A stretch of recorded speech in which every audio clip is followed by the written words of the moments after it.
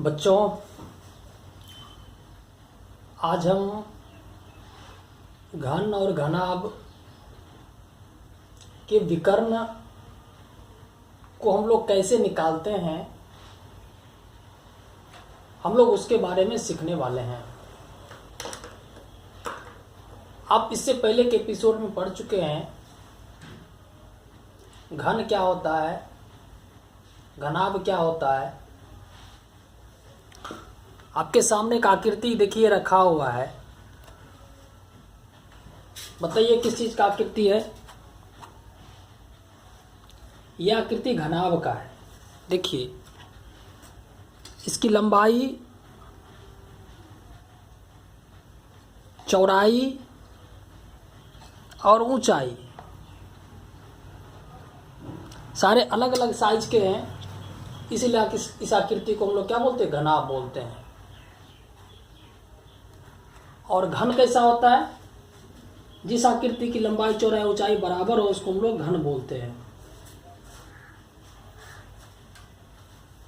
ठीक है, हम लोग आपको घन की आकृति दिखाते हैं कैसा होता है।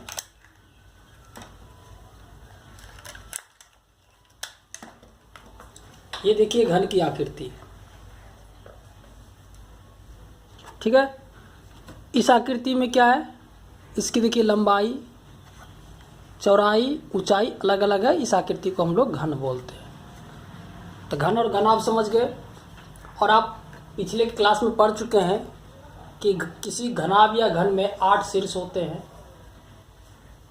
12 किनारा होते हैं, 6 फलक होते हैं और 4 विकर्ण भी होते हैं। विकर्ण किसको कहते हैं, विकर्ण कहते हैं उसके एक शीर्ष से उसके सम्मुख शीर्षों को मिलाने वाली रेखा विकर्ण कहलाती है। और विकर्ण किसी घन या घनाभ में सबसे बड़ी रेखाएं होती है। यानी कि अगर किसी घन या घनाभ में कहा जाए कि सबसे लंबी छड़ रखा जाए तो वो सबसे लंबी छड़ क्या होगी, तो उस घन या घनाभ का विकर्ण कहलाएगा। अब देखें एग्जाम्पल। विकर्ण क्या होता है कि एक शीर्ष, इस शीर्ष को और इस शीर्ष से नहीं, ये तो हो जाएगा इस आयत का, हो जाएगा आयत का विकर्ण हो जाएगा। इस शीर्ष को ठीक इसके अपोजिट इस शीर्ष से, सपोज खोल दे रहे, देखो इस शीर्ष को ठीक इसके इस शीर्ष से, ठीक है, जो मिलाने वाली जो रेखाएं हैं, यही रेखाएं घनाभ का विकर्ण कहलाएगी, घन या घनाभ का विकर्ण का। अब आपको दिखाते, देखिए ये जो रेखाएं हैं इस आकृति में, इस घनाभ में सबसे बड़ी रेखाएं हैं। इससे बड़ी रेखाएं इस आकृति में कहीं नहीं हो सकती। तो हमको इसी का मान निकालना है कि ये कितनी बड़ी हो सकती है।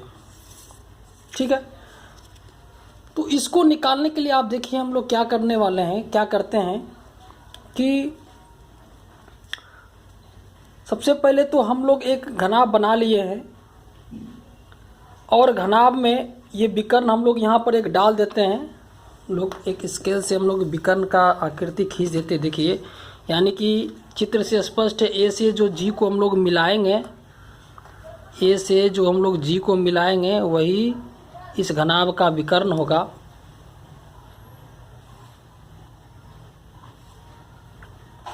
हम लोग मिला दिए, ए से जी को मिला दिए, यही हुआ घनाभ का विकर्ण।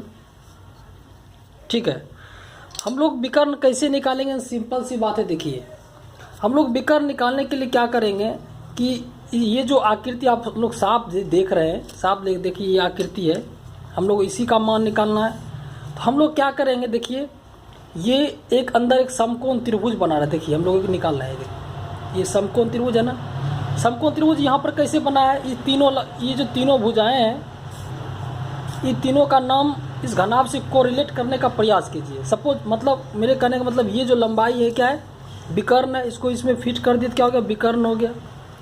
और इसमें ये क्या है, ये है घनाभ की ऊंचाई है।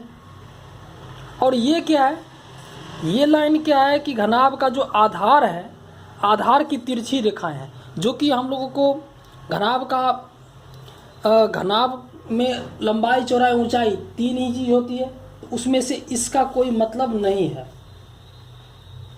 इसीलिए लेकिन समकोण त्रिभुज बनाने में हमको इसका जरूरत पड़ रहा है, तो हम लोग फर्स्ट समीकरण में इस समकोण त्रिभुज का क्षेत्रफल निकालेंगे। इसके लिए हमको नीचे का ये लाइन ड्रॉ करना पड़ेगा।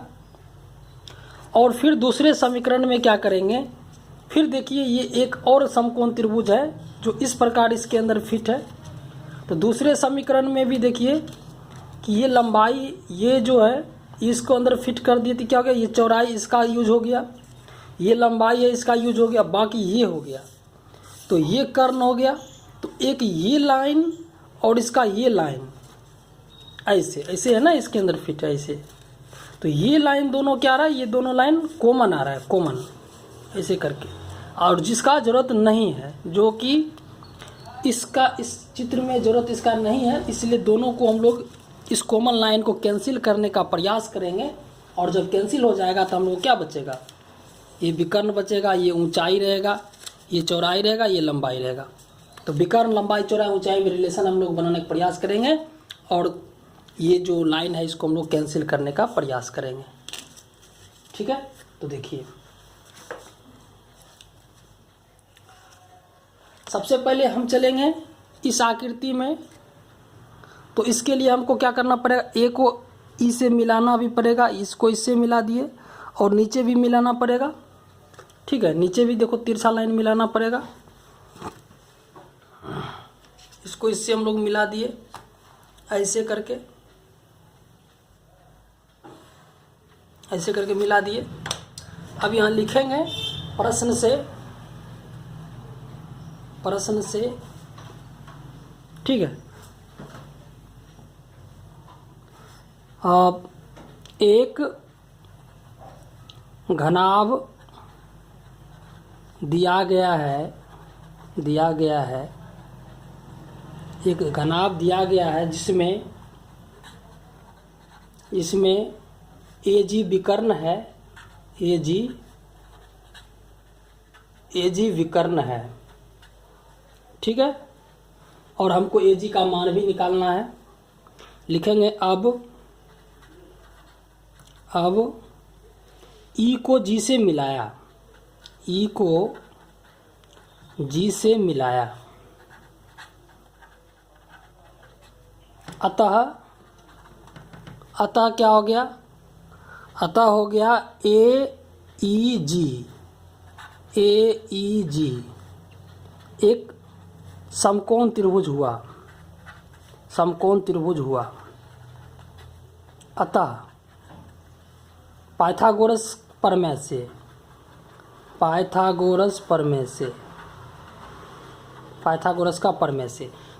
का प्रमेय का नियम क्या था, अब जानते हैं। कोई भी त्रिभुज में, समकोण त्रिभुज में कर्ण का वर्ग अन्य दो भुजाओं के वर्गों की को बराबर होता है। तो इसमें कर्ण क्या है, AG स्क्वायर बराबर AE square plus EG square, समीकरण 1 मान लेंगे। ठीक है, अब हम लोग इसमें क्या करेंगे, देखिए इसमें AG क्या है, कर्ण है, और AE क्या है, समकोण त्रिभुज में तो वो इसका लंब है, लेकिन इस घनाभ में क्या है, ऊंचाई है।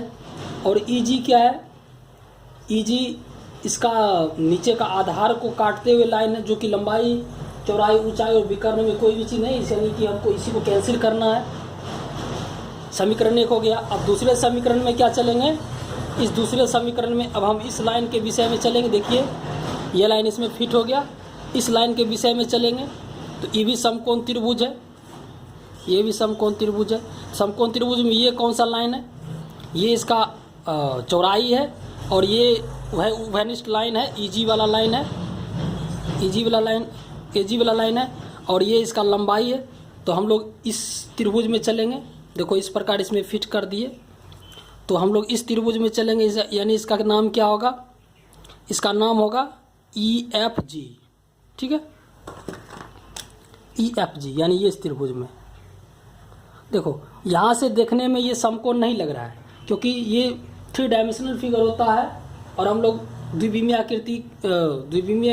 फिगर में बनाए हैं, इसीलिए चूँकि ये सही से दिख नहीं रहा है तो हम लोग निकालेंगे EFG। अगर इसको प्रैक्टिकली यहाँ देखा जाए तो साफ दिख रहा है कि ये क्या है, एक EFG एक समकोण त्रिभुज बना रहा है। ये एक समकोण त्रिभुज है, एक समकोण त्रिभुज है ना, समकोण त्रिभुज। ये आकृति देखिए, यही आकृति है ना, समकोण त्रिभुज है। तो समकोण त्रिभुज लिखेंगे EFG में। अब समकोण त्रिभुज EFG में, इसमें भी चलेंगे EG स्क्वायर बराबर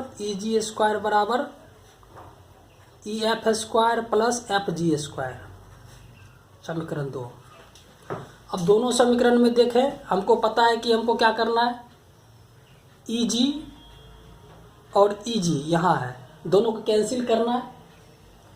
दोनों को कैंसिल करेंगे तभी तो बचेगा। AG विकर्ण है, AE लंब है यानी ऊंचाई है, इस घनाभ का ऊंचाई है। EG को कैंसिल करना है। और EF क्या है, EF इसका चौड़ाई है और FG लंबाई है।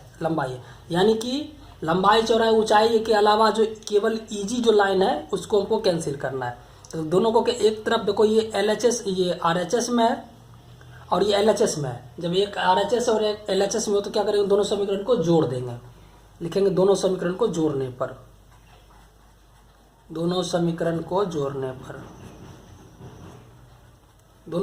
को जोड़ देंगे तो AG square plus EG square बराबर ये क्या हो जाएगा, AE square plus EG square plus EF square plus FG square.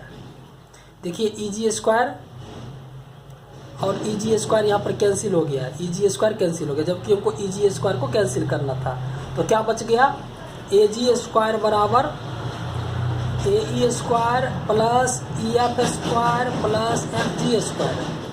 देखिए AG क्या था, विकर्ण था, तो विकर्ण स्क्वायर, विकर्ण को हम लोग D भी बोलते हैं, यानी कि D स्क्वायर बराबर AE स्क्वायर। AE क्या है, AE ऊंचाई है यानी H स्क्वायर प्लस EF क्या है, EF मतलब B यानी चौड़ाई है यानी B का स्क्वायर, और प्लस FG क्या है, लंबाई है यानी P का स्क्वायर, L स्क्वायर इसको लेंथ बोलते हैं। तो ये क्या निकल गया, D स्क्वायर बराबर L square plus B square plus H square.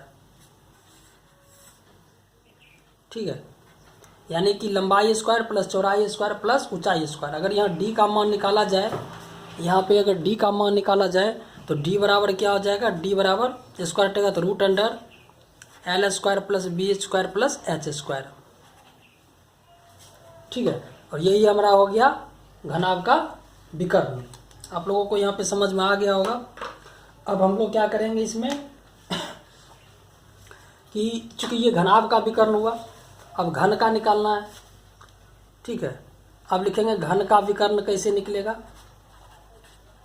आप लोग जानते हैं चूंकि घन में लंबाई चौड़ाई ऊंचाई बराबर होता है, जिसे हम लोग भुजा बोलते हैं, जिसे भुजा कहा जाता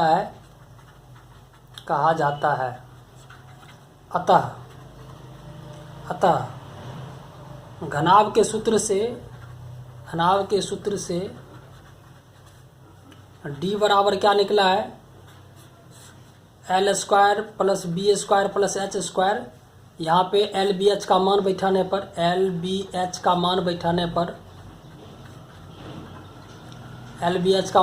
पर LBH का मान क्या रखेंगे, भुजा रखेंगे। D बराबर, जिसे भुजा कहते हैं, इसे A से सूचित करते हैं। आप लोग पता है कि देखिए ये घन हो गया और इसको हम लोग क्या बोलते हैं, ए से सूचित करते हैं, यानी लंबाई भी है, चौड़ाई भी है, ऊंचाई भी है। तो हम लोग यहाँ बैठा देंगे एल मतलब लंबाई का मान भी ए, चौड़ाई का मान भी ए, ऊंचाई का मान भी ए। तो डी बराबर क्या हो गया 3a²। डी बराबर क्या निकल गया √3a। डी बराबर क्या निकल गया √3a। तो घनाभ का जो भी विकर्ण है क्या निकल गया रूट अंडर लंबाई स्क्वायर जो चौड़ाई स्क्वायर जो ऊंचाई स्क्वायर, और जो घन का विकर्ण है क्या निकल गया डी बराबर √3a। तो आपको घन और घनाभ का विकर्ण अच्छी तरह से समझ में आ गया होगा। ठीक है, ओके।